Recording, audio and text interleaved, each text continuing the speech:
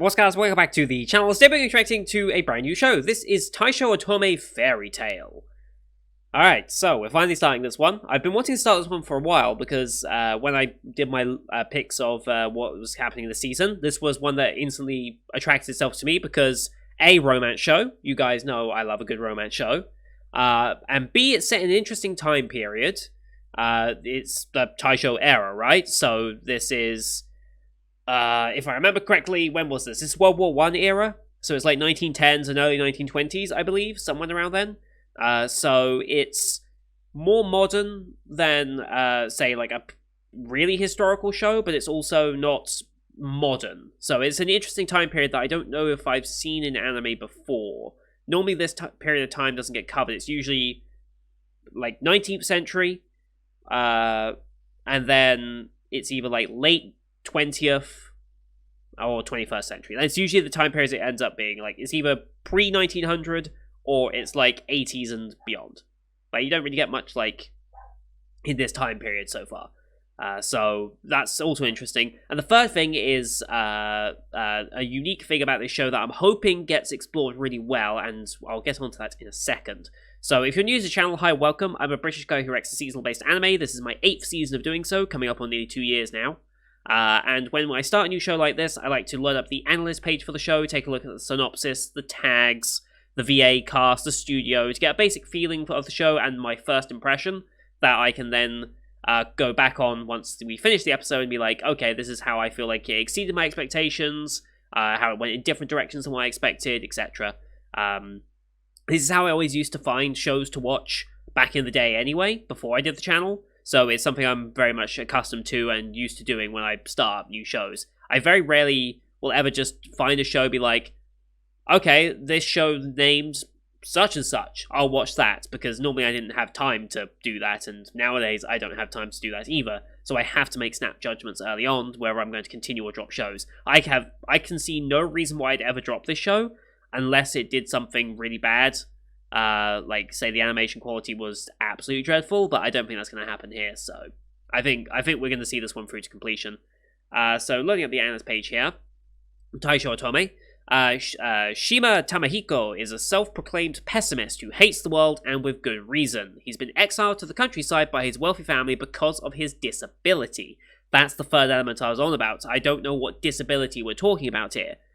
Like, I'm assuming it's probably a physical disability. I don't see, like, this time period, I don't feel like mental disabilities, unless it's a very obvious or exaggerated one, I don't think this time period you'd necessarily see stories about that. Like, if this was a more modern one, maybe you'd start seeing things like that, but I think for the time period that this is set, it's almost certainly going to be a physical disability, and I don't know what that's necessarily going to be yet, so I'm curious to see where it goes. But his lonely life is turned upside down by the arrival of Tachibana Yuzuki, his arranged bride.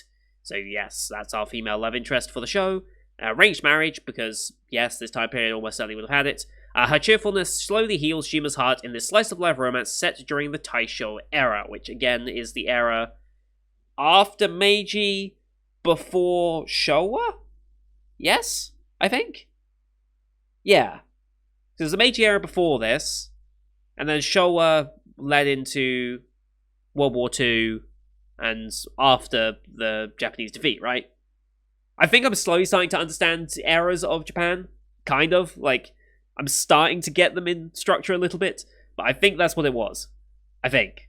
Correct me if I'm wrong, Japanese viewers, because I know you're out there. But yeah, like I said, interesting time period. I like romance stories, and featuring a disabled character is not something that is often done, and therefore I'm very curious to see how that disability is going to be portrayed and how it's going to be overcome, because is it a disability he's had since birth? Like, it's something that he's had to live with his entire life? Is it a very recent thing that he has to adjust to? Is there a narrative reason as to why it happened, and why it's impacted his life so much, other than obviously being exiled by his wealthy family? I'm assuming it's a disability that means he can't continue on with the business, or it's seen as a sign of weakness. Like, as much as I don't agree with that at all, I feel like that's a very likely viewpoint of this time, that if you're physically disabled, that's seen as a weakness, because I know, in speaking of Showa, Emperor Showa, when Japanese were defeated, peace treaties were signed, end of World War II. I know it was... Oh god, who was it? Was it Douglas MacArthur? Was it him? Someone took a picture with Emperor Showa and was very consciously showing that the Emperor was so much shorter than the American, and showing that, yeah, he's not, like, what, isn't the Emperor supposed to be like a demigod or something? Like in, like, Japanese tradition of the time? Was it seen like the Emperor was, like, part god or something like that? I know there's religious influence, because there's always religious influence when it comes to, like, monarchies and stuff. Almost always. But yeah, so just being shorter is seen as, like, a sign of not having power. So being physically disabled is almost certainly going to be seen as the same way. So I'm assuming that's probably where they're going with this. Or they might do something different. Who knows? But yeah, 12-episode series, animated by Synergy SP, who we have watched something before. Ape Son, Are You Kidding Me? Which wasn't a bad-looking show. It wasn't spectacular, but it wasn't bad. We didn't watch Battle Game. They've done a lot of Initial D stuff. Like, they're an old studio. They've done a lot of stuff. Like, look at all this. They've done a bunch of stuff. They've been around for a while. They're only really starting to get back into it now. They took a bit of a... they slowed down a bit, and they took a bit of a break here. But they now seem to be full in swing. That's another romance show that we'll probably end up checking out sometime next year. So we'll keep an eye on that one as well. So I'm not expecting this to be, like, spectacular looking, like you'd expect from, say, I don't know, an A1 Pictures, or a Mappa, or a Shaft title. I'm not expecting that, but I'm just expecting it to be period appropriate and somewhat cutesy, is what I'm expecting, considering this current art style here. I'm expecting it to be somewhat cutesy. At least when it comes to Yuzuki's drawings, at least. Voice acting cast-wise, I do not recognize Saya Aizawa immediately off the bat. I do recognize Yusuke Kobayashi, because that is Subaru from ReZero and Senku from Dr. Stone. So I do recognize our main boy here. That's a good sign. Tag-wise, comedy, drama, slice of life, romance, as expected, historical, rehab, I guess, because physical disability and his worldview, apparently, very pessimist. Self-proclaimed pessimist. Family Life, Hikikomori, yeah. Seeing Tonikawa and Duke of Death and Helpful Fox, like, these are the type of shows I absolutely would expect to see. Tonikawa because of arranged marriage and, like, them being together very early on, I'm assuming. Duke of Death because there's very much a constraint on what's happening. This one was way more exaggerated, obviously. But Helpful Fox, Senko is another good one, another feel-good, supporting, helping, improve life type show, so those recommendations all make sense. Fruits Basket, I can't remember. It's been a long time since I watched the reboot of Fruits Basket. And I haven't actually continued it because of certain reasons with it. I don't go into that too much though. Yeah, I'm looking forward to this. It's a show I've had my eye on for a while. I wish I could have got to it sooner, but it looks like it's going to be a nice...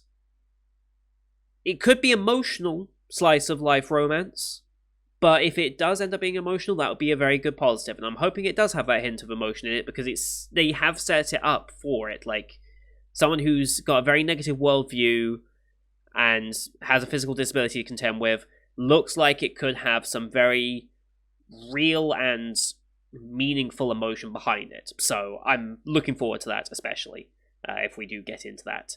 Let's get that out of the way, and let's load up the episodes. Episode 1, titled Yuzuki Arrives. As per usual, these are timer-based format reactions here on YouTube. That means we'll not have the actual anime sound or video on the screen at all. If you want to do that, there will be a picture-in-picture version on my Patreon down in the description below. £4 a month gets you access to all picture-in-picture versions of shows that I do on the channel, which is everything from my seasonal lineups, as well as Patreon request shows such as World Trigger, Symphogear, and Log Horizon.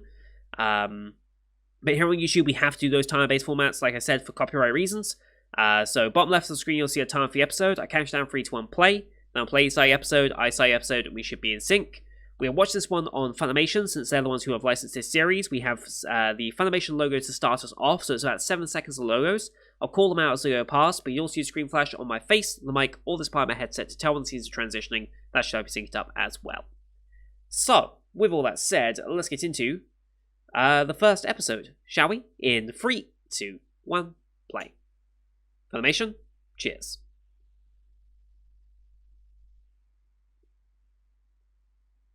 Pessimist.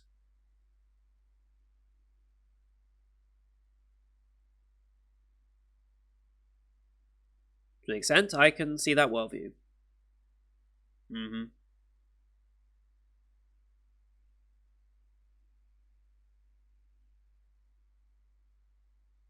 Okay, so wasn't really... Okay.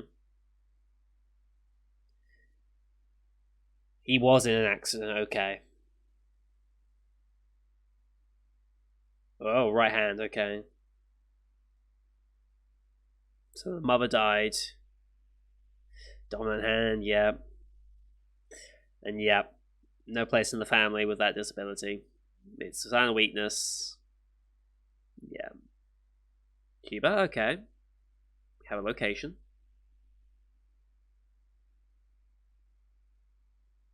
Hmm.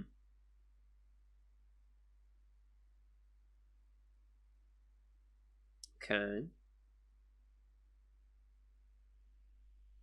Until a certain someone arrives. The question is, who arranged the marriage? Oh, hello.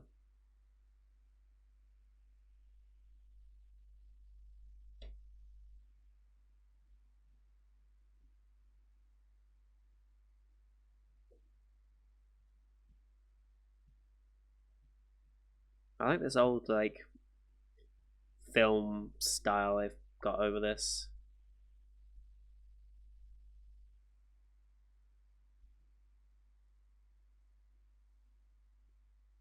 17, okay.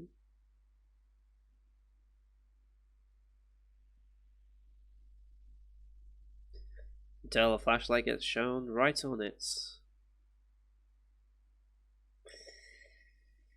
Yep. But here comes a ray of sunshine.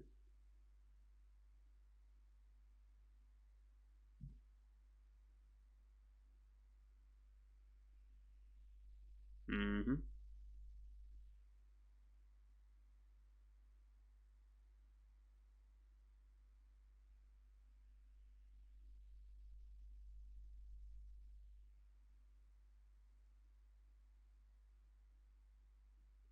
Mm-hmm.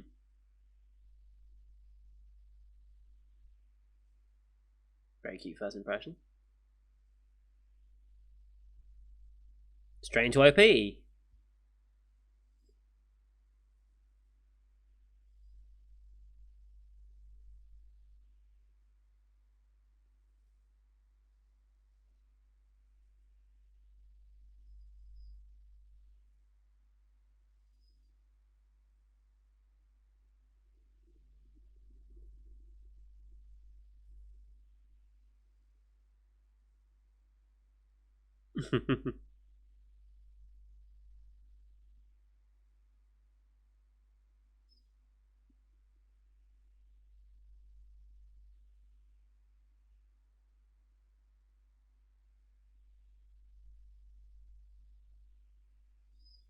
Feeling of drowning in despair. I like that.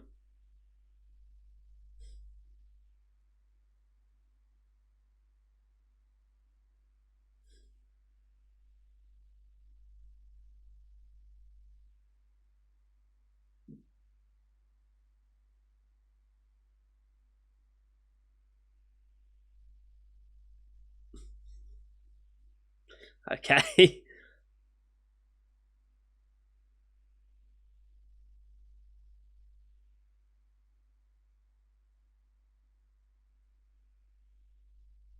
Good OP. Yuzuki arrives.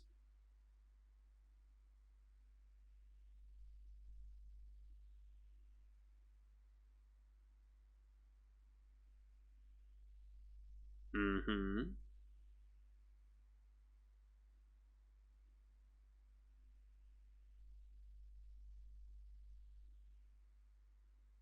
A bride or something to look after you. Mm-hmm.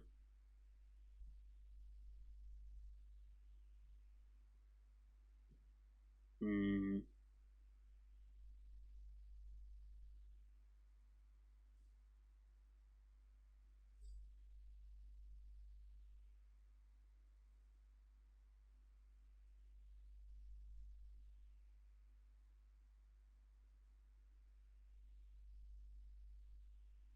Mm-hmm.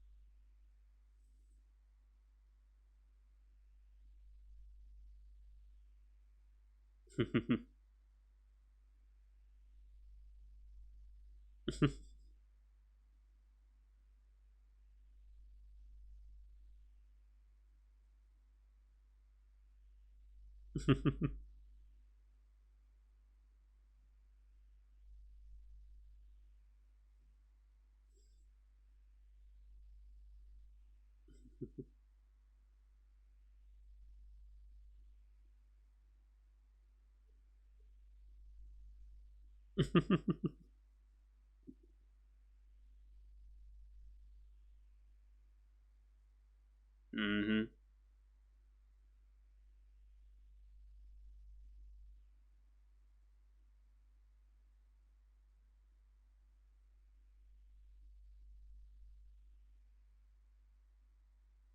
Mm, that's a lie.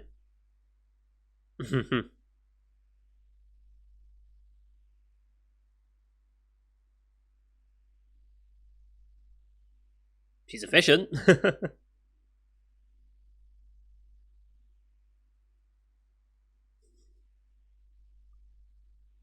Jesus Christ. Apparently. Oh my god, the serving sizes.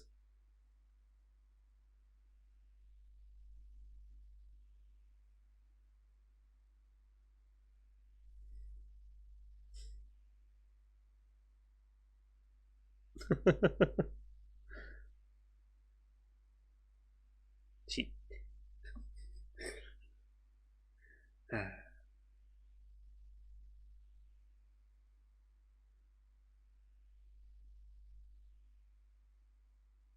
Oh, was there scarring there on his arm? Yep, hard to get you back. Yep. It does look like there's some scarring on his right arm.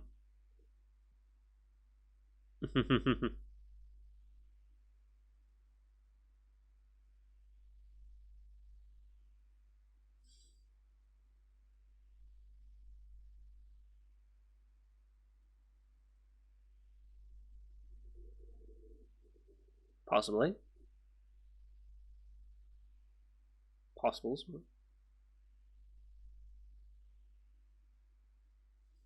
Unlikely. You. Hmm. Yep.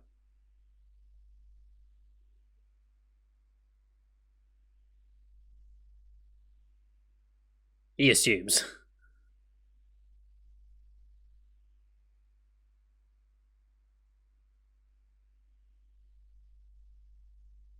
Oh, wow. Wow.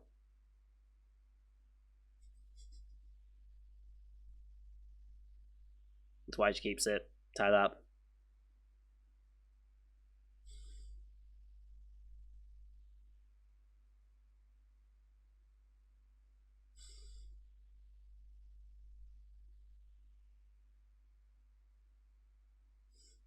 Shouldn't laugh, but it's the first time he's laughed.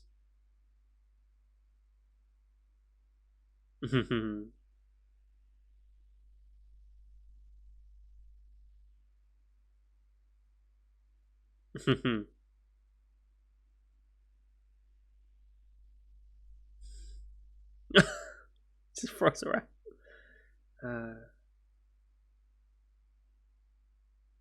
Mm-hmm.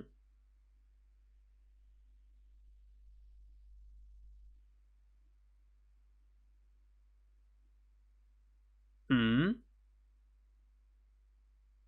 Flashback to her previous life.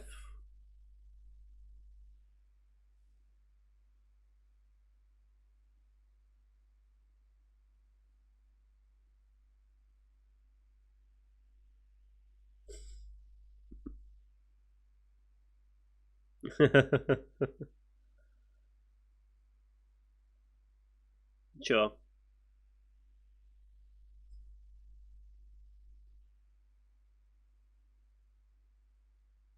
So she's the dependable type.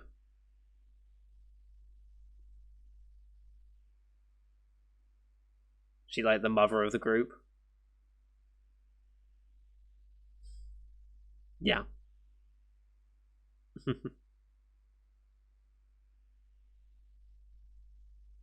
Mm-hmm. Does she? She already knows at this point. Hmm. Taken out of school.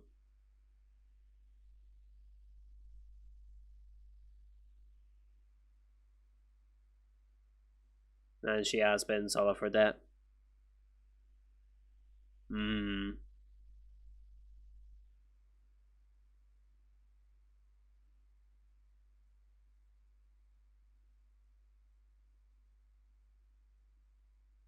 Hmm. So she's not 15 yet, okay. Guessing she's then 14.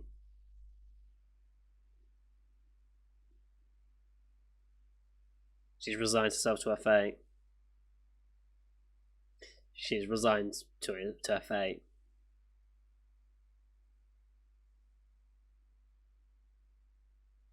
Hmm.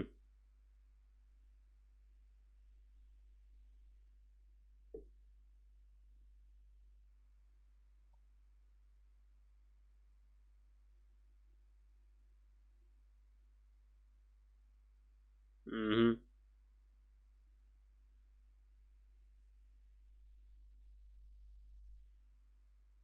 Hmm. Okay.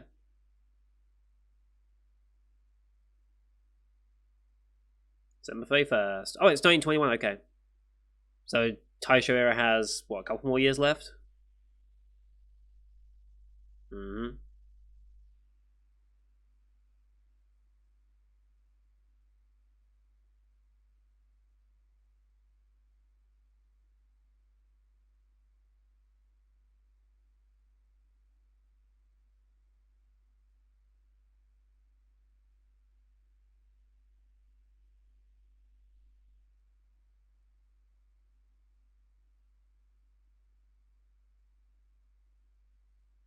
She gonna notice? No.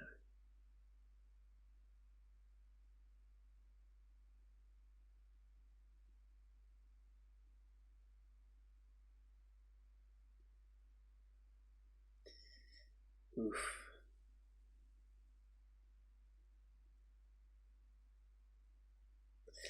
Oof. Ooh, yeah. Mm. The entire family turned on him. So he has no one in the family that stuck by him. Oh, that sucks.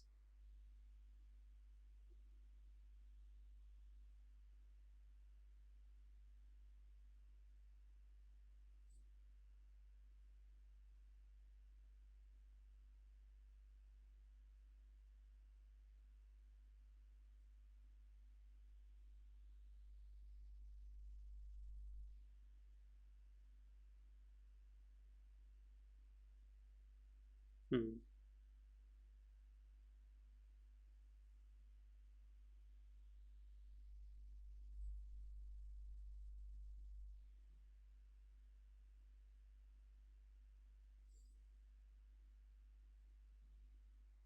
Hmm.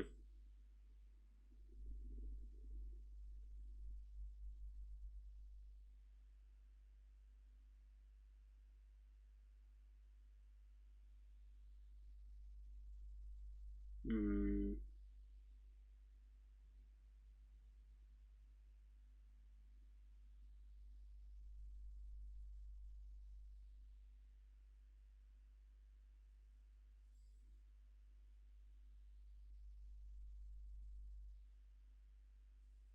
I wonder what she will say here. If she'll even say anything.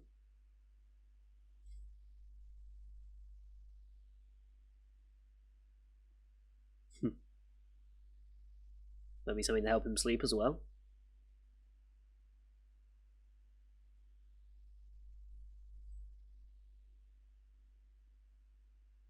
Milk and sugar.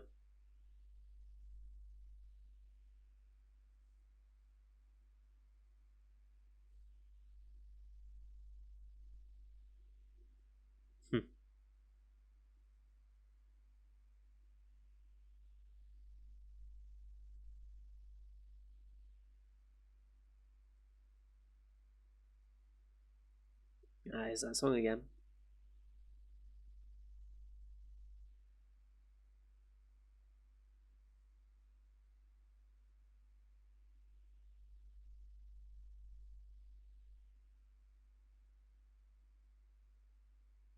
Did your mother used to sing this song? Yeah. Oh, that's your sister, okay.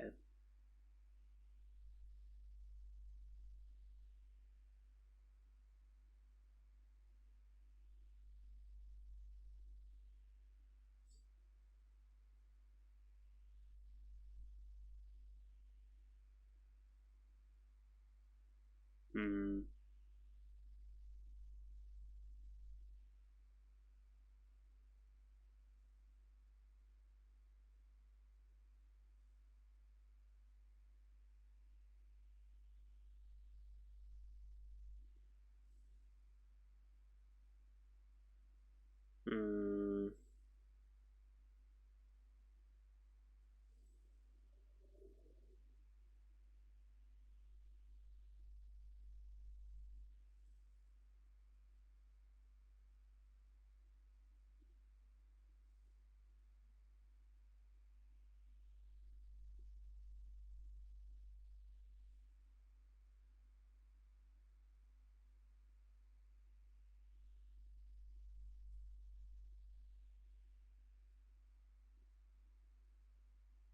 Hmm.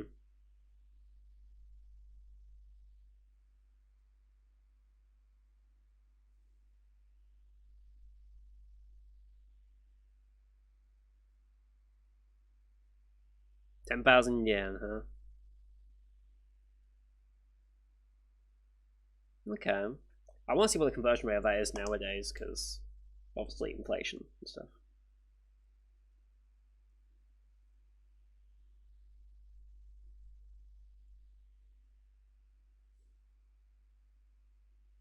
Cho, what's a cho?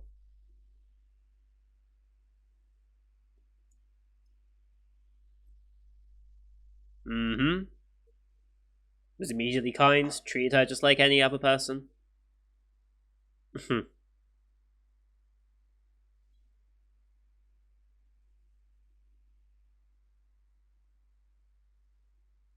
She really doesn't seem to curse her fate at all, really.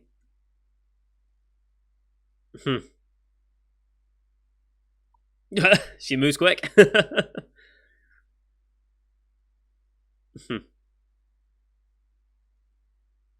Sure.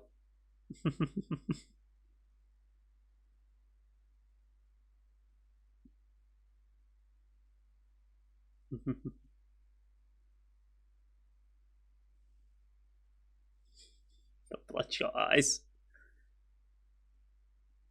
Calm yourself and sleep. Oh boy, what is it?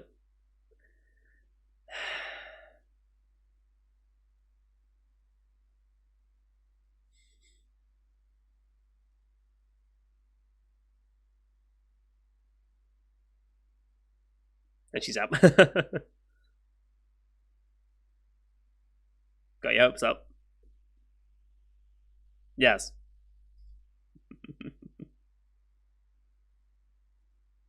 Sure you did.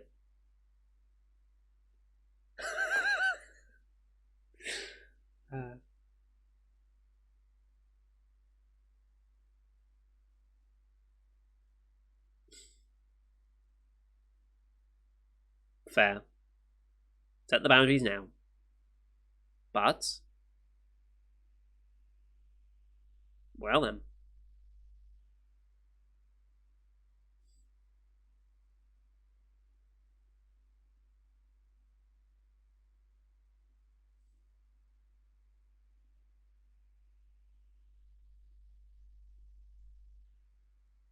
Mm-hmm. Decided by it. She wants to fall in love with you.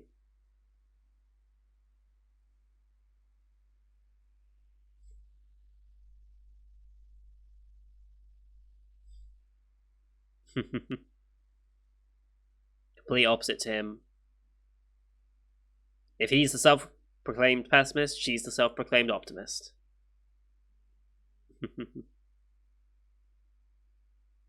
They can't.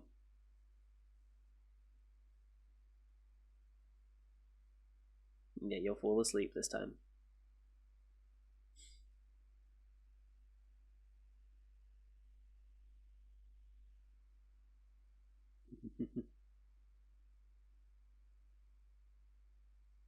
Ooh.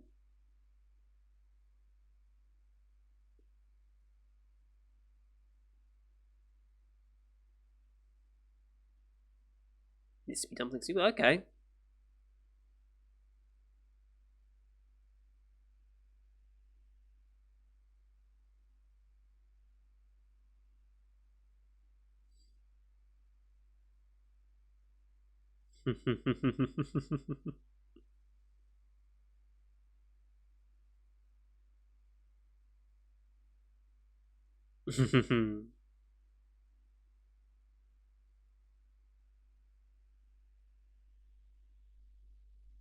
You say.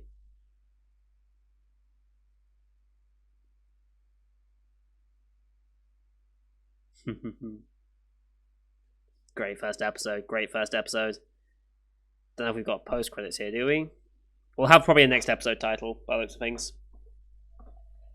Also, it's 30 Chinese. Make sure of the 30 there. There we go. Yes, this show's gonna go. This show's gonna go how I think it's gonna go, which is good.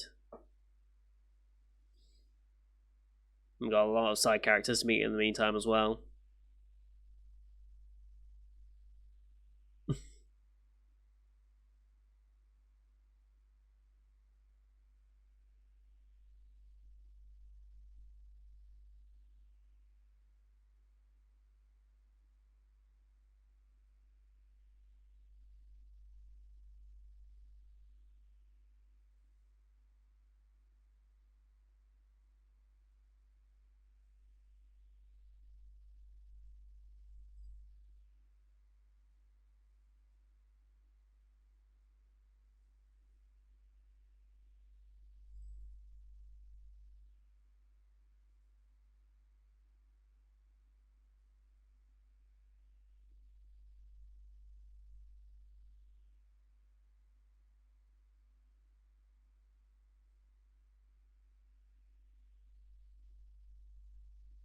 Good ED as well. Next time.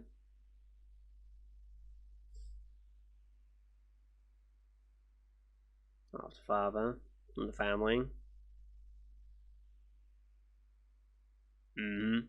Oh, he gets ill.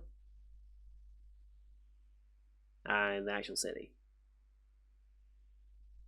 Okay, so we didn't get actually what's going to happen next time. Wait, did that say the next Tamahiko dies? Interesting episode title. I'm fairly certain he doesn't, but I guess we'll see. I mean, we've got another 10 episodes after that, so I don't think he's going to die, but that's probably referring to the fact that he's ill. And looks like we're going to have to take care of him. Looks like we're also going to be making our way into... where did they say we were? Chiba? Is that the way we said we were? So I guess early Chiba? Capital city of Chiba Prefecture. About 25 miles east of Tokyo. Yep, there it is. Okay. Just seeing where it is in relation to everything else. That's a very terrible map for that, really. I would have preferred a better map, but okay. Yeah, it's Chiba Prefecture. So yeah, Chiba Prefecture, if it'll go, covers all that area. Okay. Good to know. 6th most populated prefecture of Japan as well, by the looks of things. Interesting. Although it only has... It's only the 28th in terms of size. I guess that's typical, right? Like, I guess most of, like, the Tokyo area prefectures, I'm gonna guess pretty much all of them will be, like, the highest density population places just because Tokyo is massive, right? Yeah. Tokyo Prefecture is obviously number 1, right? Yeah, like 14 million people in that prefecture alone. Like, Jesus Christ, it's bigger than some countries. Yeah, Tokyo's massive. Like, it's crazy to think, like, the population of Japan and, like, the area they cover is, like, honestly insane. So Although apparently population's going down from the census. Anyway, yes, so 10,000 yen. So the Japanese yen in 1921. Inflation calculator. Starting in... we can't go back that far. That's interesting. I can only go back to 1956. Can I do...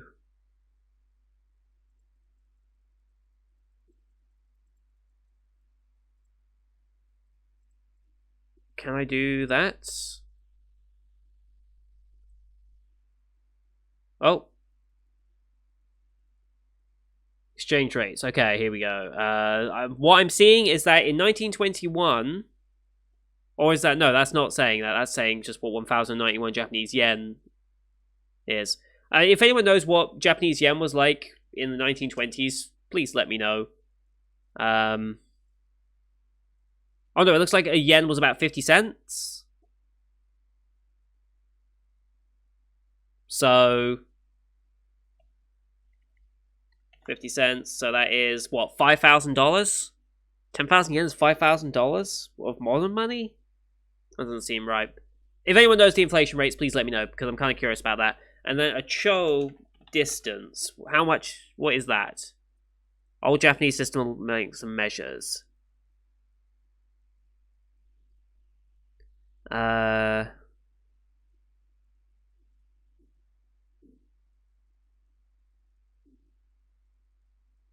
Oh, Jesus Christ. In 1891, after Japan signed the Treaty of the Meter, 1.2 kilometers was defined as 11 cho. 1 cho is 109 meters, and 1 kilometer consists of approximately 9.1 cho. So that is, what, that's...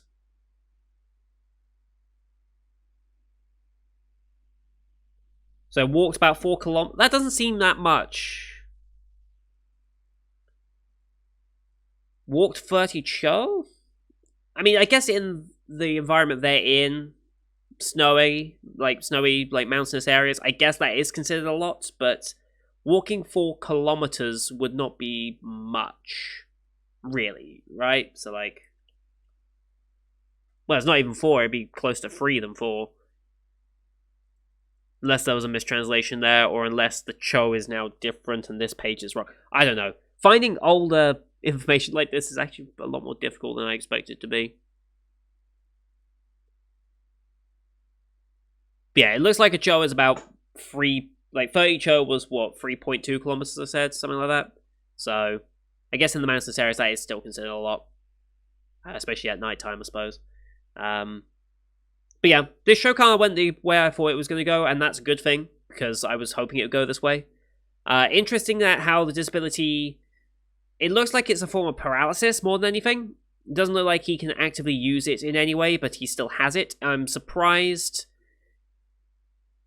There's visible scarring on it as well, which is interesting. I thought he might be a bit more self-conscious about the scarring, but he doesn't seem to be bothered by the scarring so much. At least, he didn't seem to, like, when we were in the bath scene, for example, where she could have seen the scars. She didn't mention them, which I think is a good thing, because it means that she didn't even seem to look at them, which I thought would have been a nice scene, to show that she's curious but respectful of bringing it up just yet. I feel like that's a missed trick. And it doesn't seem like he was self-conscious, because he wasn't putting any extra attention into hiding it, which is what I kind of expected from that scene. Like, I expected some mention of that scarring to come up, but maybe they're saving that for a later episode, I don't know. Or maybe they won't even mention it beyond that. But they put it in, so I'm going to assume it gets brought up at some point. Otherwise, it's kind of a weird little detail to include. But like I say, it looks like it's a paralysis more than anything else, because other than that slight scarring, there's no reason why you necessarily couldn't use the arm, so it must be paralysis. And yeah, dominant hands, that's a sign of weakness, and the family's just like, yeah, no, that's not useful. He's the second son, interestingly, so he does have an older brother, so I guess we'll probably encounter him at some point. Looks like we have at least one, maybe 2 sisters. We definitely have a younger sister. We might have an older sister, or that might be the father's new mistress, I couldn't quite tell. based on the interactions there. So I guess we'll meet some of them later. But all in all, good start to the series. I very much liked it. I think it shows that this isn't necessarily going to be like a 10 out of 10 hit necessarily. Some of the animation choices and some of the, I think, in my opinion, missed opportunities with regards to the scarring and her interest in him necessarily. Like, I do really think that they missed a trick with that bath scene, but oh well. Maybe that was skipped for time in the anime. Who knows? Like, that's the problem. I'm watching the anime, not the original source material, so I can't say how much of it is source material based, which is actually finished by the looks of things. It was only a short manga. Interesting. Okay, so we're probably getting a full adaptation then. 5 volumes of manga, 42 chapters, in 12 episodes? That should be doable. Considering the pace we were going at this episode, I think that's definitely doable, so this is probably going to end up being a full adaptation. But yeah, it's cute, is kind of what I expected, and that's good because I like cute romance stuff. I'm curious to see how Tamahiko ends up transitioning and adapting to Yuzuki, but I guess we'll see how that goes. So that's going to do it for today, guys. Thank you for watching. Hope you enjoyed the one as per usual. Leave a like if you did, as well as your comments what you thought of the episode. Don't forget to hit subscribe as well to see next week's episode, as well as the rest of the full 2021 Lightning Fighter on the channel. Thank you for watching. Till next time. See you guys later.